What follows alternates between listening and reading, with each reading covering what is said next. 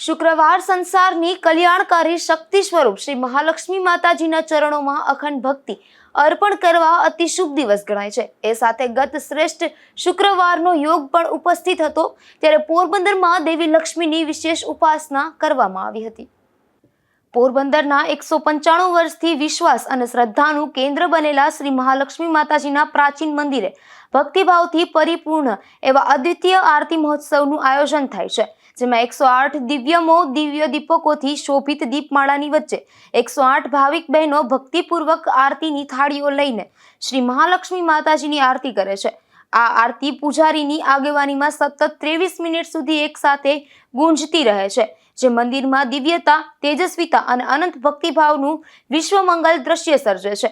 આ પવિત્ર દ્રશ્યના સર્જન માટે ગત શુક્રવારે આ મહાલક્ષ્મી મંદિર ખાતે ભક્તોની ભીડ જોવા મળી હતી। અશોક થાનકી, ગુજરાત ન્યૂઝ, પોરબંદર।